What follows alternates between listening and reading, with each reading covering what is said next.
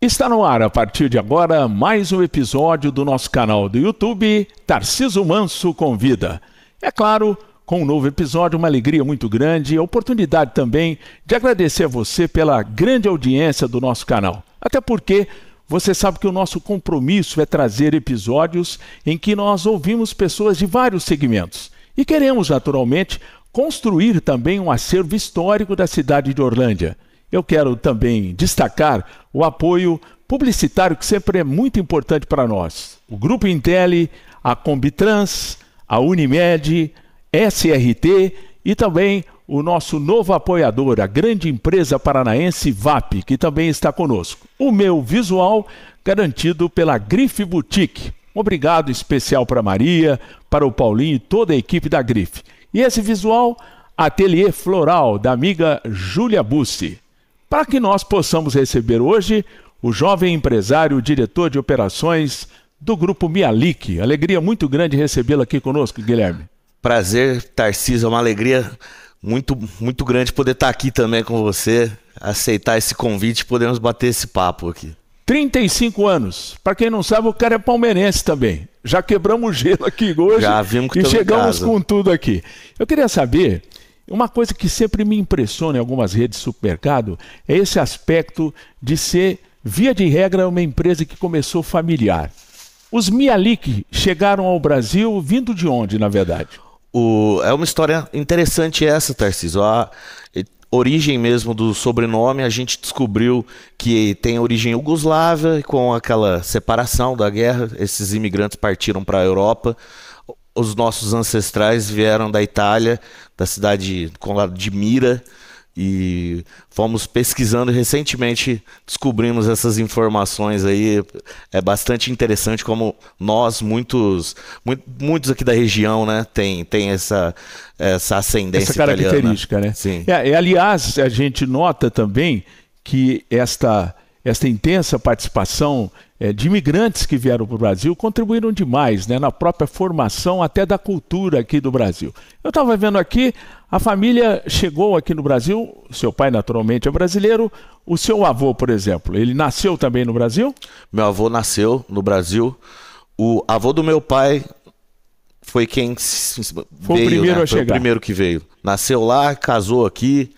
E aí daí pra frente são todos brasileiros, né? E vocês foram para a cidade de Jaboticabal, é isso? A família ficou ali naquela região? A família ficou na região de Jaboticabal. Hoje ainda temos parentes lá, irmãos do meu avô.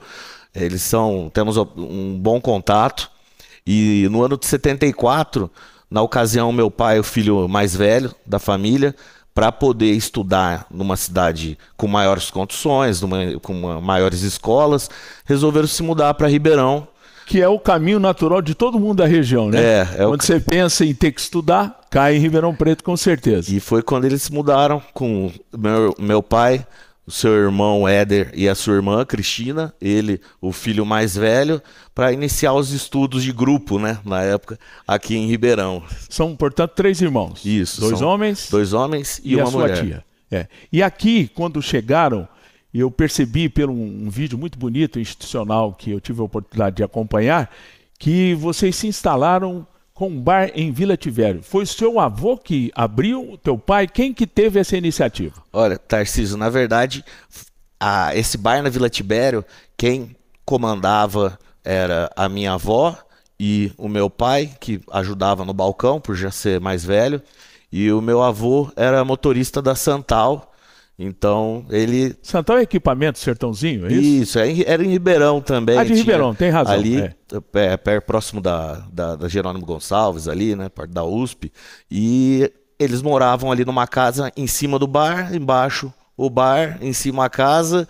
E meu pai, segundo ele, né, fazendo as tarefas no balcão e atendendo os clientes, a minha avó fritando os salgados. Foi uma história muito interessante. O início da ideia de mercearia mesmo, né? Mas como bar, como um boteco. Agora, é natural naquela época a dificuldade que uma pessoa que ajudava o pai ter oportunidade de estudar. O seu pai acabou conseguindo estudar em que época? Com que idade que ele frequentou uma escola, e a partir disso que ele teve uma formação para pensar nos projetos profissionais dele e do seu tio também. Isso, sim. Ele veio para estudar no grupo, então ele estudou a vida toda. Ele conseguiu se formar em engenharia.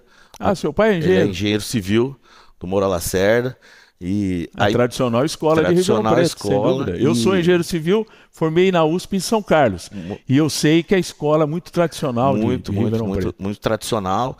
Entre as dificuldades, os percalços para conseguir completar a faculdade, terminar o curso, ele conseguiu terminar, exerceu um pouco, mas concomitantemente o bar já tinha virado uma loja de supermercado, então ele trabalhava nessa loja para pagar a faculdade. Hoje ele tem o CREA, ele...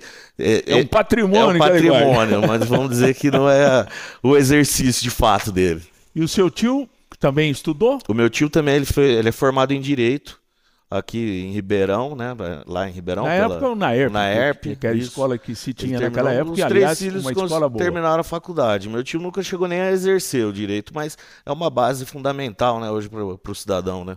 Então a gente está notando aqui, a família se instalou e eu noto que a atividade na Vila Tibério, que é um tradicional bairro de Ribeirão Preto, aí no momento que seu pai, seu tio formou, a sua tia não participou diretamente, até porque era normal a mulher ter um outro tipo de atividade. É assim que aconteceu? Isso, exatamente. Ela não participou diretamente por ser mais nova. Depois ela se casou, foi ajudar o marido, né, nas atividades. E meu pai e meu tio continuaram com o negócio da família. Estou imaginando que o teu avô chegou a um ponto e disse: a bola está com vocês. Isso. Pega a mala não, porque tem que ficar ali. Toquem a sua vida. Quando é que aconteceu isso que virou essa ideia até então de um comércio de um porte menor para pensar numa rede maior? Como é que aconteceu isso? Olha, em 83 havia um bairro se expandindo, um crescimento, né? Na verdade era um loteamento lançado, o Avelino Palma, conhecido como Quintino 1 também, Quintino Face 1 ali, Avelino Alves Palma, e foi uma quantidade muito grande de pessoas da região, de habitantes se instalando lá e comprando terrenos e subindo casas. E meu pai, meu tio, meu avô tiveram essa habilidade, procuraram um terreno comercial lá e como a experiência daquela venda do balcão, do granel, já acontecia no bar, minha mãe também era familiarizada com o varejo, a família dela também é do ramo? É do ramo. Então ela meu avô que usava isso é do ramo. É do ramo. Ela também não trabalhou com os irmãos, como a minha tia, né? Casou com meu pai, veio trabalhar com a gente, mas os irmãos dela são Toninho, Chalim, Zé Carlos, do Savenhago. Ah, são parentes? São meus tios, são irmãos da minha mãe. Ah, o seu nome inteiro qual é? Guilherme Antônio Savenhago Mialik. Aí juntou Savenhago com Mialik. Juntou Olha no nome detalhe só. Interessante. É uma curiosidade interessante. Muitos não conhecem, não sabem desse grau de parentesco. Outros perguntam, mas é tudo do mesmo? Não tem nada a ver, né?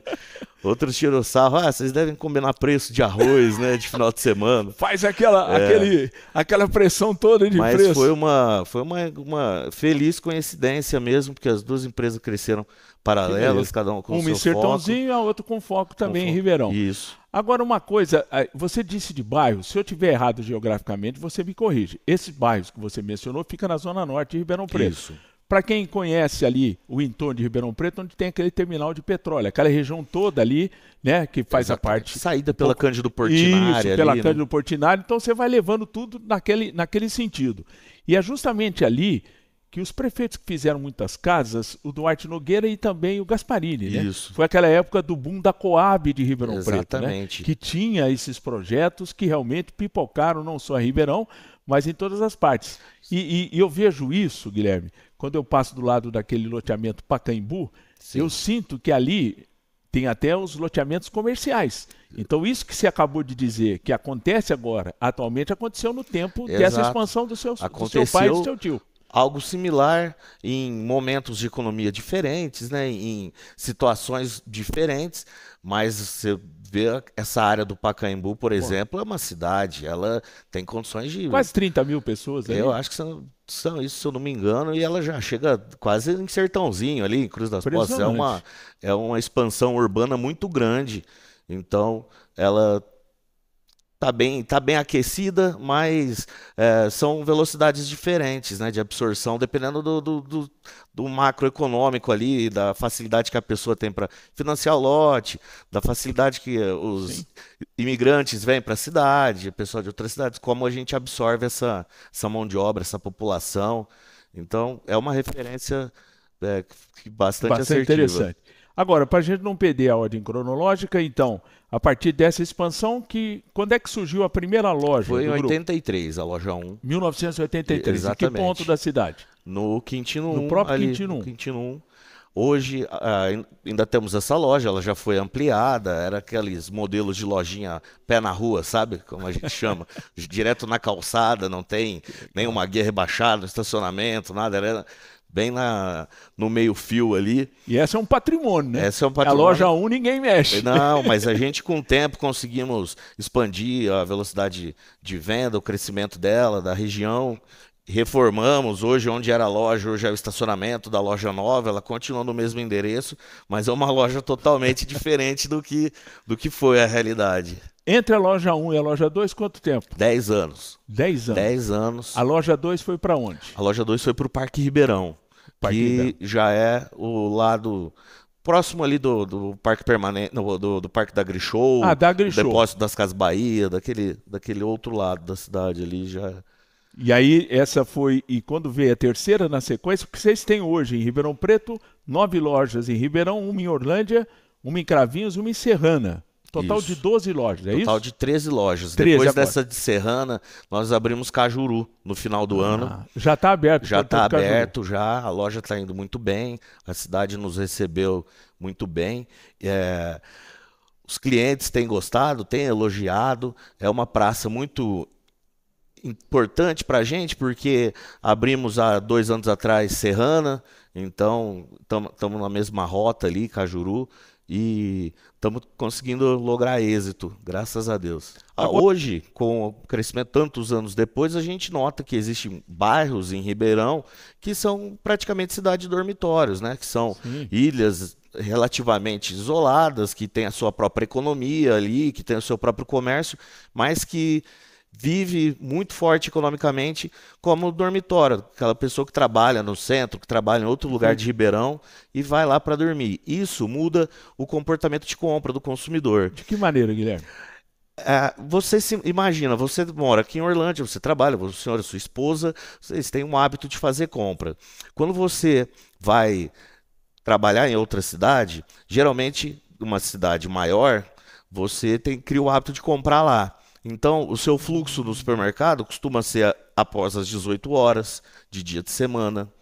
Se você fizer alguma compra no seu município, provavelmente não vai ser uma compra abastecedora, vai ser uma sacolinha, alguma coisa. Você vai de carro, tem que ter o estacionamento. Então, o tipo de como a cidade transita muda muito o comércio, o varejo, o supermercado. Outro exemplo interessante para elucidar isso é Orlândia, propriamente. Orlândia tem uma característica que é uma indústria muito forte. Perfeito. Isso é ótimo, porque a indústria muito forte ela consegue remunerar muita mão de obra Poder assalariada, o aquisitivo é poder melhor. aquisitivo melhora. Por outro lado, a gente tem uma dificuldade tremenda em mão de obra. Então, é uma gangorra ali. A gente Ou seja, a mão de obra que poderia ser do supermercado, até porque a gente sabe que a questão de horário de supermercado para o funcionário é um pouco mais complicado, porque pela natureza tem que haver, né, estendendo até um período, trabalhando todos os dias, que faz parte da dinâmica do mercado. Então vocês têm dificuldade nesse aspecto. temos dificuldade. É uma dificuldade muito melhor de ter do que sobrar a mão de obra e não sem ter dúvida. clientes para quem oferecer. Mas é muito complicado em épocas sazonais, determinadas épocas, como você mesmo disse, um funcionário, um colaborador, às vezes, de um supermercado, e não nós todos, ele vai folgar, via de regra, uma vez na semana. Às vezes não é o sábado ou o domingo, geralmente. A indústria para finais de semana. Essa pessoa tem às vezes até uma qualidade de vida, tem uma outra rotina diferente. Então, a gente costuma sofrer um pouco mais do que a indústria, do que o serviço especializado, que é aquele mais técnico. A gente precisa de mão de obra e precisa de gente feliz e disposta a atender o cliente. Mas, de qualquer maneira, ao mesmo tempo, é um verdadeiro centro de empregos, né? Exato. Você tem um volume grande de empregos, né? Por mais que você informatize, o emprego sempre é necessário, né? Com certeza, principalmente no modelo que a gente trabalha, que é supermercados, lojas de conveniência, lojas de bairros, porque a pessoa, diferente de um modelo do antigo, atacado, que se fala... Aliás, aproveitando um gancho, você vai me dar aí uma orientação para quem está nos vendo, a diferença de atacado, atacarejo e loja, o próprio supermercado. Me explique isso e também para os amigos que estão nos vendo. Aproveitando Com o gancho, certeza. você que é do, como diz meu avô, você que é do ramo. Do ramo, é importante isso. Muita gente tem dúvida e é bom que a gente já esclarece isso também para os ouvintes. Em essência, o atacado, ele é uma loja... simples, com chão, com cimento queimado, aquelas porta-pallets de gôndola, com o mínimo possível de operação. Então você não tem um açougueiro cortando carnes. Muitas vezes você não tinha nem o açougue. Hoje que se inseriu o açougue nesses atacados.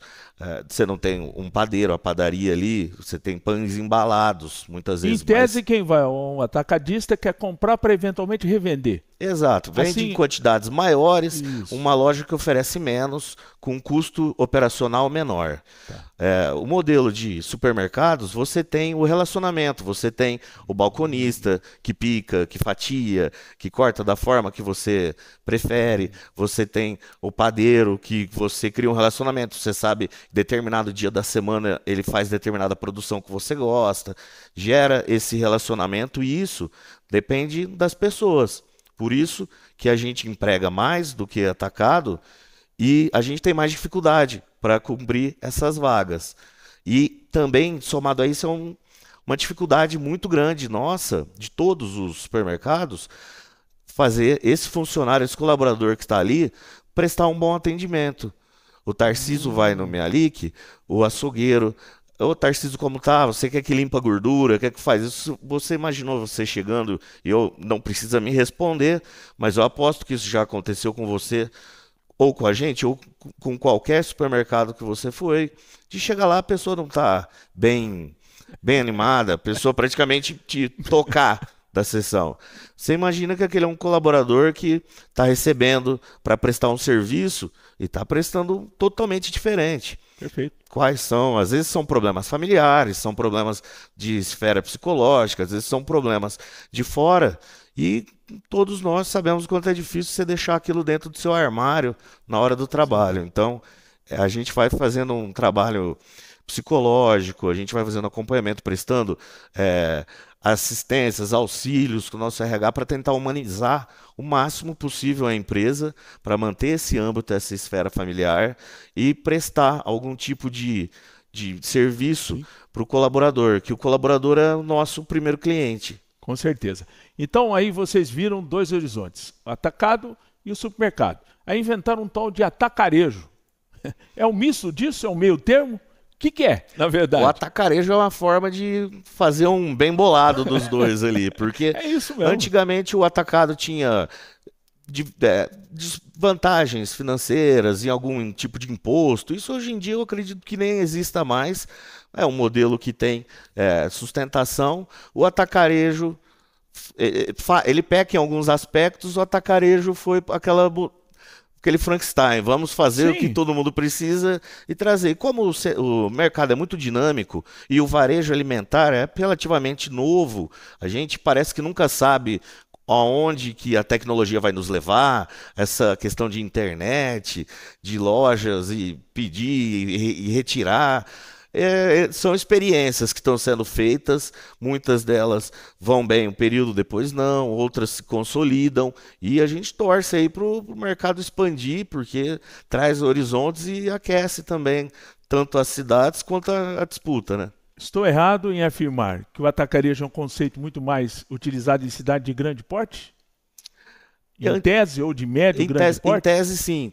mas isso já caiu por água, porque a gente tem notado a expansão de redes até grandes, redes de fora dessas multinacionais entrando em cidades menores.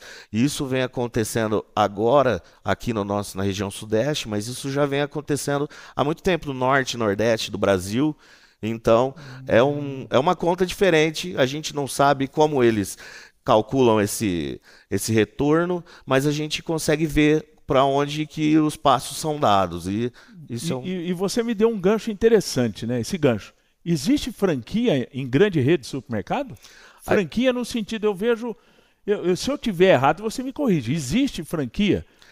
É uma pergunta interessante para quem é mais afeito ao setor do varejo, conhece o Dia por cento. Exatamente. Foi um modelo de franquia. O Dia ele foi replicado, ele cresceu muito, ele vendeu muita franquia. A matriz tinha algumas lojas, mas o grande volume era de franqueados, a maioria deles individuais. A questão que eu penso que pode ter dificultado muito o êxito do Dia é a margem muito apertada do setor e a ideia de franquia que o investidor vai precisar abrir e fechar a loja. Se você vai pôr preposto, você põe gerente, encarregado, não dá certo. É a mesma coisa aquele supermercado que você vê que puta, vai bem pra caramba. Tá o cara, a esposa, o filho, a filha no balcão, a loja ali, tudo redondinho. Na hora que você começa a crescer, essa estrutura é muito complicada e qualquer deslize, você está pagando para trabalhar. Você perde a rentabilidade da loja. Então, é muito complicado se replicar isso como franquias. Por isso que existem algumas grandes e médias redes em supermercados em todas as regiões do Brasil. Por que Orlândia? Vocês fizeram um estudo de mercado? Fizemos. Na verdade, a gente fez um estudo de mercados, mas já era uma praça que a gente namorava há muito tempo. A gente sabia que das cidades da região é uma cidade de muito poder aquisitivo, uma cidade, por motivos que nós já falamos aqui, né? Uma cidade de dinheiro na praça e com poucos players, poucos concorrentes. A gente sabia que a fatia ali estava faltando. Ela é relativamente distante de Ribeirão pelo fato de falar, a pessoa tem o hábito de comprar em Ribeirão. Ela pode comprar uma vez por mês, uma vez a cada 15 dias, mas a pessoa não vai pegar essa estrada com pedágio para fazer compras e voltar. Então, as cidades, às vezes menores da região, eram usadas para a população de Orlândia fazer compra. Salles, Morro Agudo, cidades até maiores, só que o pessoal saía daqui para fazer. A gente conseguiu enxergar que era possível reter um pouco dessa massa de clientes e fomos felizes, né, na instalação da loja. Foi uma frente de expansão municipal muito grande, urbana, na região que a gente está ali. Escolher a região certa, né? Ela é a cidade que cresceu justamente naquela região leste aqui de Orlândia. Exatamente. Que ali a população cresceu demais, né? Vocês ficam muito perto do consumidor, né, Guilherme? Sim, a gente fica bem próximo e é a nossa intenção. Tá próximo do consumidor, a gente não sabe de amanhã se houver novas oportunidades no município, mas a gente tem notado que essa proximidade tem sido um êxito para a gente e estamos satisfeitos com a cidade, com os consumidores e com a nossa loja aqui também. Depois de tanto tempo da existência, quando é que foi trazida o Mialica aqui para Orlândia? 1900 e... Não, 2000, foi pouco menos 2002, de 20 anos. Foi Isso, pouco exatamente. menos de 20 anos. Agora, o resultado da loja ficou acima do que os seus pais projetavam naquela época? Olha, a gente tem uma experiência, né, de estar convivendo e abrindo lojas, e a gente sempre brinca entre nós, fala, pô, não é possível, todo mundo fala que inaugura a loja e abre e estoura a boca do balão e começa vendendo um monte. Toda a inauguração nossa a gente tem que trabalhar, penar, oferecer para o consumidor, mostrar dia após dia. Isso leva alguns meses para consolidar a venda. A inauguração aqui foi muito boa, a venda era legal, mas a gente precisava alcançar um equilíbrio. Isso levou alguns meses. Isso é uma realidade de quase todo o comércio bem consolidado, né? A gente sofreu isso, como notamos em outras praças, mas a cidade respondeu rapidamente. A expectativa foi muito, geralmente menos de um ano a gente já consegue consolidar a venda mensal que a gente planeja para aquela loja. Agora, uma coisa que me chama a atenção é essa transição de geração, né? Você contou a história do teu avô, do teu pai e você chegou. Como é que foi feita essa transição? Você se preparou e no momento certo, é claro, o seu pai, teu tio, todos participam da gestão, claro. Mas em algum momento ele disse para você, agora é a tua hora de você entrar de vez no negócio. Seria isso? Mais ou menos, foi meio natural. Eu me formei em administração de empresas pela Unicamp e trabalhei um tempo lá na área, na região de Campinas. Aí isso é bom. A empresa que eu fui chamado como estagiário, a PPG, que é de tintas e vernizes e tal, deu uma oportunidade gigante como estagiário. Quando eu me formei, eles me contrataram. Eu fiquei lá por cerca de um ano e pouco ainda. E teve um episódio que meu pai passou mal um dia, de bobeira, devia estar sem tomar café da manhã. Ele passou mal chegando no escritório, foi no hospital, aí faz aquele monte de exame para ver se não tinha alguma coisa. Isso me assustou muito. Falei, não adianta eu estar aqui aprendendo fora para levar coisas, se eu chegar lá e não aprender dentro também, né? Concordo. Aí eu falei, não, naquela mesma semana eu conversei com eles, pedi as contas de onde eu estava e voltei e comecei a ajudar, a trabalhar e aprender aqui também muito com ele. Então foi uma experiência importante que eu tive fora para tarimbar, para poder falar, eu também conquistei um assento aqui, essa cadeira não está aqui porque foi deixada para mim, mas eu vi que o crescimento mesmo, ele precisaria passar por esse contato que daí em diante eu tenho com meu pai, com meu tio, e poder estar à frente dos negócios. Né? Eu noto também, Guilherme, que você também tem uma vida de participação nas entidades dos supermercados. Qual foi o posto que você ocupa e participa da APAS, que é a Associação Paulista de Supermercados? Isso, a APAS, Associação Paulista de Supermercados, é uma entidade de grupo a mais representativa do país. Eu participo hoje como membro do Conselho de Economia e de Convênios com associados. Meu pai tem um cargo de diretoria lá em São Paulo, na Central. Eu colaboro da forma que eu posso, porque isso é uma forma da gente tá próximo de colegas que fazem o mesmo trabalho, tá a par dos fatores econômicos, das movimentações de classes, do que está acontecendo, até para a gente poder ter alguma força. Então, as entidades de classe, muita gente às vezes pensa para fazer lobby ou é para conseguir algum benefício fiscal. A gente faz isso justamente para tentar atingir o mínimo possível os funcionários e a população como um todo em situações como essa. Bom, nós temos aqui a informação, 13 lojas. Quantos colaboradores, quantos funcionários tem o Grupo Mialik hoje? Hoje nós temos em torno de 1.300 funcionários, estão espalhados pelas 13 unidades, e nós temos a nossa central também, o departamento de compra, ele é centralizado, né? Temos alguns motoristas que trabalham para a rede, como comercial, contabilidade, né? Tem alguns que são rateados, mas dá em torno de 1.300 funcionários, e isso é uma responsabilidade muito grande, né? Lidar com isso, porque são muitas famílias e a gente tem um turnover alto, que essas pessoas muitas vezes arrumam alguma coisa melhor, ou sai para ficar num seguro-desemprego, ou uma bolsa assistencial, algo do gênero. Então, com alguma frequência, está sempre saindo e entrando gente para repor essa mão de obra. A rotatividade. A rotatividade ela é bastante alta. Mas é típica da categoria mesmo. Típica da categoria. Nada que isso fuja. Acontece com todos os... Sim.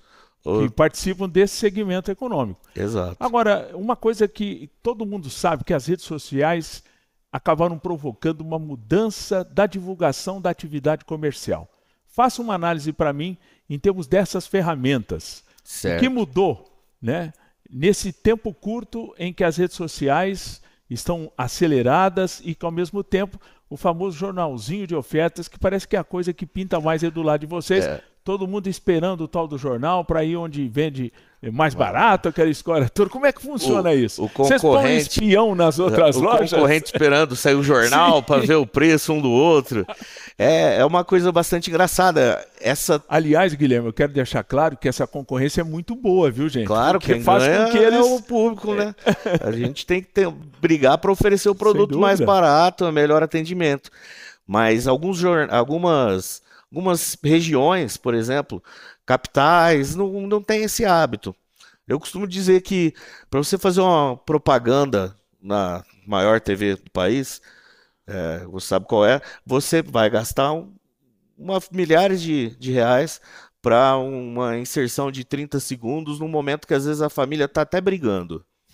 Que não tem um retorno. Não tem um retorno. Concordo. Agora, a mídia direcionada, feita pelas redes sociais, feita pela internet, isso vem trazendo uma assertividade muito grande na comunicação com o consumidor, relacionado com tendências de CRM, que são aquela identificação que você faz para ter algum desconto, para que aquilo, dentro das normas da LGPD, você se identificando, essa informação ela não é vendida, né? A gente consegue trabalhar para oferecer. Se o Tarcísio compra uma cervejinha artesanal, e ele vai sempre, a gente consegue, quando tem promoção, avisar você, e não te avisar de uma fralda ou de um leite em pó, como me avisaria agora. De que maneira vocês conseguem fazer isso? A gente consegue justamente quando o cliente se identifica, dá o CPF, a gente consegue separar isso em cestas de consumidores. Que beleza. Então, isso é um advento que traz uma conectividade muito grande com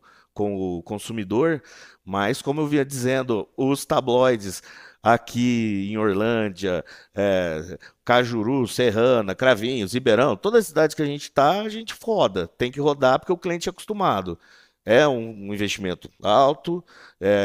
Você imagina, a gente fica louco. Toda semana, toda cidade tem um dia da semana para ser entregue. E aí vai entregar, por exemplo, Orlândia entrega na quinta. Quantos panfletos aqui em Orlândia? Baseado em número de casas, que são 13, 14 mil? Em número de casas, mas a gente não panfleta só aqui. A gente também panfleta cidades da região. Que seria Sales mais próximos aqui. Então, é uma tiragem de uns 20 a 25 mil. E essa periodicidade é semanal? E a gente sabe o dia que entrega. No dia seguinte, chove. Puta, a gente já sabe que perdeu um monte de tabloide, porque às vezes fica ali na caixinha do correio. Não tem como, né? É que não está o material mais. Já foi. A gente enquanto isso é uma prática que todo mundo usa e o consumidor valoriza, todo mundo mantém, né? Mas eu acho que a tendência no futuro é minimizar isso, até por questão de acúmulo, de lixo, esse tipo de coisa, né? Reciclagem. Eu acho que hoje o cliente mais antigo ainda tem o hábito de abrir e ler, mas nós temos o tabloide no WhatsApp, no site, no aplicativo, no clube, então tem um monte de formas da pessoa ver. Agora tem uma coisa engraçada, né? A gente imagina aquele estoque colocado nas gôndolas, imagina a negociação. É claro, se você tem 19, você tem um total de lojas, 13 lojas hoje, o seu potencial de tiro para negociar é muito melhor do que tem 1, 2, 3 lojas ou um próprio bar, alguma coisa desse tipo. Como é que funciona esse poder de tiro negociação? Olha, é complicado. A gente sabe que existe as negociações. Elas se desenvolvem de acordo com o porte da empresa. Existe isso. Mas, assim, as grandes empresas, a maioria dos supermercados são peixes pequenos individualmente. Então, uma Coca-Cola, uma Unilever, uma Química Amparo, essas empresas assim, você não tem... Eles não estão nem aí. Não tem problema. Então, isso acontece. Os menores, que são geralmente regionais, esses a gente tem que trabalhar para fortificar. Porque muitas praças já são fornecedores que já são acostumados com o público, com aquele determinado produto. Então, independente da gente vender ou não, o público vai comprar. Então, não podemos tirar. Então, não é como um shopping center, onde os espaços são super valorizados, mas a gente tem que, dentro da layoutização da loja e dentro perfil do público, porque você trabalha com uma marca que é a referência, você trabalha com uma similar, às vezes duas mais baratas, duas mais caras, dependendo da categoria, uma mais barata, uma mais cara. Então, isso vai muito da disponibilidade do giro da categoria, vai definir o seu espaço ali na gôndola. Mas nessa relação aí, a gente costuma sempre se prejudicar com essas grandes indústrias aí. Agora, quando uma coisa que me chama a atenção é gôndola de hortifruti granjeiros. A perda é muito grande, não é? Como é que vocês tratam isso? Eu fico curioso, né? Vem aquele produto e ele tem que ser vendido rapidamente. Como é que vocês controlam isso, Guilherme? Olha, Tarcísio, essa é uma questão que até nós damos grande importância porque a perecividade é muito alta, né? Sim. O produto, e se você bota, é igual uma feira, você bota uma vasca lá que tem um monte de cenoura, por exemplo. O cliente vai lá, quebra uma ponta, começa a apertar, o O próximo famoso é não um vai, aperta que ninguém o merece. próximo não vai comprar. Às vezes o produto está em boas condições, a gente já sabe que ele não vai ser comprado. Então, algumas lojas têm o hábito de processar, então descasca, pica, cubeta, vamos Sim, oferecer uma sopa pronta, picada com outros perfeito. produtos, mas isso também acaba esbarrando na dificuldade da mão de obra, né? Então, muito da perda desse setor, dessa categoria no país, poderia ser utilizado. O supermercado ele não pode doar nada. Por que não pode, Guilherme? Ele não pode doar porque se o produto estiver impróprio para consumo, se ele Ele é o for, responsável. ele é o responsável se Perfeito. alguém passar mal. Então, existem programas como do SESC, tem o Mesa Brasil, que a gente participa. Eles vão com um veículo, com pessoas especializadas até as lojas. A gente separa aquele produto que não é uma lavagem, mas você sabe que o cliente não vai pegar. Então, é uma cenoura que tem uma ponta quebrada. Pum, corta ali, eles Sem mesmos vão dúvida. processar, fazem isso e levam. A dificuldade deles também é a mão de obra. Então, mesmo a gente querendo, não conseguimos ajudar em todas as lojas. E alguns concorrentes também não ajudam porque eles não têm como essa logística acontecer. Mas é triste, mas acontece de você ter que dar para, às vezes, alguém que vai cuidar de um animal e não pode dar para alguém que vai alimentar uma pessoa. Então, Agora, a coisa engraçada nos tempos em que nós estamos apresentando o programa, o café é o vilão do ano, né? É o preço muito alto. É claro que não é o produtor que é culpado, são circunstâncias de mercado que acabaram resultando nessa situação. Fica mais complicado comprar, natural, desde que você pague o preço que alguém que tem menos para vender, você consegue colocar. Mas esse aspecto daqueles produtos que sobem sempre é motivo de preocupação para vocês também, é né? muito motivo, porque o consumidor responde também, né? A gente vende, passa a vender menos quando o preço sobe dessa forma. E o café se comporta como uma commodity, como a soja, o arroz, o Sim. açúcar, o feijão. E quando sobe, geralmente existe a disponibilidade no mercado interno, normal, abastecido, porém o valor inviabiliza o hábito de compra daquilo para muitas pessoas, então acaba vendendo menos. O nosso da parte dos fornecedores, eles entregam, só que você tem que pagar mais caro para eles entregarem. Então nós temos que vender mais caro para poder comprar. E com a situação econômica, nós tivemos aí um pico de subida do dólar, e isso representa muito nas commodities, né? O mercado de exportação é remunerado em dólar. Quando o real desvaloriza ou alguma inflação, um período inflacionário significativo, ou o dólar sofre uma alta muito grande e contínua, essas commodities tendem a migrar para o mercado de Perfeito. exportação. E se a gente somar isso com atividades climáticas, com seca, enchente, isso são muitas vezes sazonais, acontecem durante o ano, aí sim o preço sobe, vai lá em cima e o consumidor tem que pagar a conta. E é ruim para todo Ruim para mundo. todo mundo, com certeza. O que nós vamos na reta final do programa, eu queria saber o seguinte: o que vocês que são do segmento supermercado projetam em termos de tecnologia do futuro, alguma coisa? Como é que vocês imaginam que vai funcionar, por exemplo, um supermercado daqui 10 anos? Eu sei que você atualizado como é, já está pesquisando, vendo outras situações de fora do país, coisa que já está chegando em alguns centros aqui no Brasil. Como é que você consegue visualizar isso para, digamos assim, diante de 10 anos, Guilherme?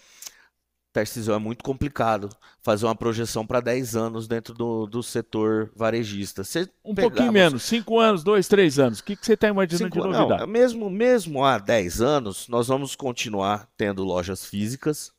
É muito. Hoje é uma disciplina muito forte. Experiência do usuário, user experience. Isso veio de design, layout de web pages, a interação com aplicativos e agora um ponto físico.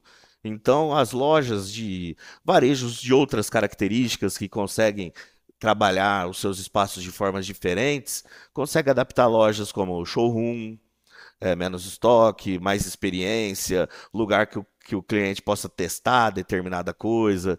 Isso para necessidade elementar de que é o supermercado, ele fica um pouco complicado da gente pensar, porque quando você vai no supermercado, você quer resolver o seu problema, fazer só ser bem atendido, encontrar tudo que quer, mas você não está disposto a ir lá para ficar 2 ou 3 horas a mais do que você ficaria.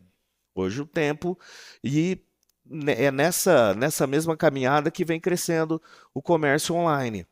Então, eu tenho muitos conhecidos que não vão, mas supermercado que pedem pela internet e recebem em casa. Agora, se você vai no mercado e você leva um seu filho pequeno, você tem chance de comprar o Danone. Um pop-up não vai Sim. te fazer comprar um Danone, entendeu? Um É uma expressão para exemplificar produtos de compra, de venda por impulso. Aqueles produtos que ficam no checkout, um bombom, um negócio, uma Tipo pizza. assim, vá ao mercado, mas não leve o filho pequeno, senão ele Não, é vai bom comprar. levar, para ele comprar, levar, ir com fome, aquelas técnicas, né? Papai, quero isso, Pô, eu quero vovô, isso, eu quero quero isso. aquilo, Aí pega exatamente. aquelas coisas, ninguém vai comer nada, É, deixa. essa é a dificuldade, porque dentro da nossa operação, isso é qualquer Sim, supermercado do Brasil, se você vender itens da cesta básica, aqueles itens de consumo básico, nenhum deles tem margem que pague teu custo operacional.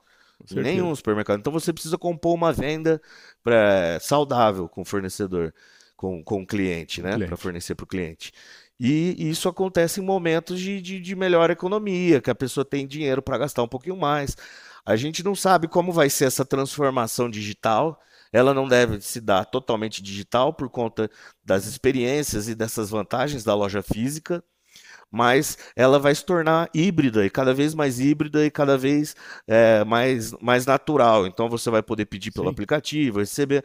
O que hoje parece ser muito complicado para funcionar, para operar, a gente acredita que num futuro breve, com o advento do 5G, os próprios devices, os equipamentos funcionando de uma forma mais intuitiva, a gente vai estar mais próximo do consumidor para isso.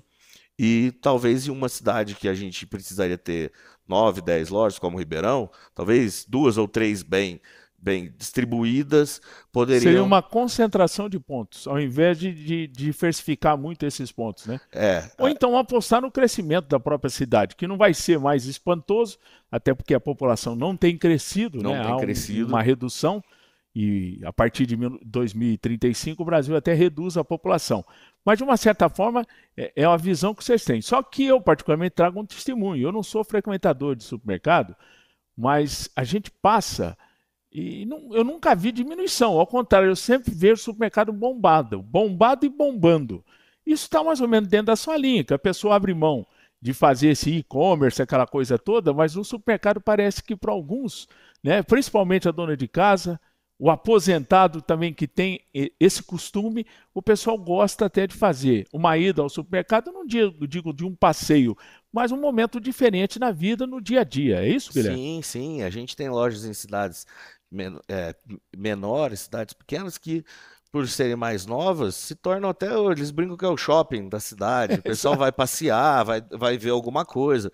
Isso é interessante, você traz o público e você cria uma identidade. Mas realmente os modelos de grandes supermercados em aqueles hipermercados, a gente nota que realmente eles estão saindo da operação, então a gente nota que a conveniência, lojas de bairro e os atacados e grandes atacarejos vão ser os que vão continuar no médio prazo, economicamente falando. Aí. Muito bem, eu espero que vocês tenham gostado. Valeu demais essa conversa. Conhecemos e aprendemos alguns conceitos de supermercado e é uma alegria muito grande para nós aqui do meu canal. Tarcísio Manso convida tê-lo aqui conosco. Natural que a sua família acreditou, investe, gere empregos aqui em Orlândia. Então, uma forma também de homenageá-los. Como a gente sabe que tem outros supermercados que, na medida em que o canal for sendo apresentado, nós teremos o prazer também de convidá-los, mas foi uma alegria muito grande de receber. Você foi o primeiro do segmento que está aqui conosco dentro do nosso canal do YouTube, Guilherme. Fica à vontade agora para o seu recado, para os amigos que são clientes, aqueles que não são clientes, mas que de uma certa forma sabem da importância do Grupo Mialik para a nossa região.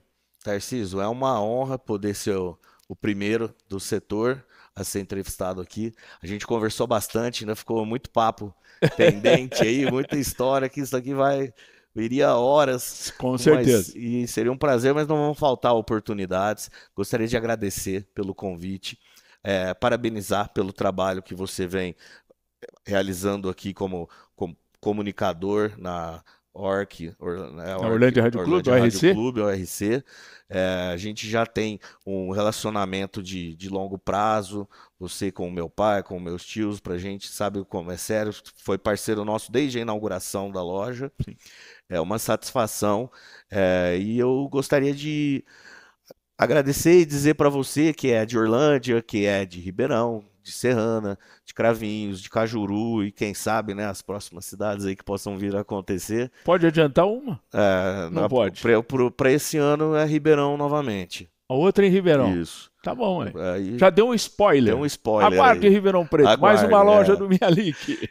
Gostaria de convidá-los para que fosse nos conhecer, para que experimente, se já conhece, que volte, que faça suas críticas, as sugestões. A gente é uma empresa familiar, uma empresa muito íntima, todos os funcionários praticamente conhecem os donos, se o cara está ali há 15 dias ele já conhece, a gente tem esse relacionamento, a gente preza por isso, a gente busca sempre cuidar do nosso colaborador, prestar o tipo de auxílio que ele precisa individualmente como pessoa e para os nossos clientes também. Então, fica aí o convite, agradeço a oportunidade e você também, que eu sempre encontro lá na loja, é uma satisfação. Se tiver dúvidas ou reclamações, é só me procurar.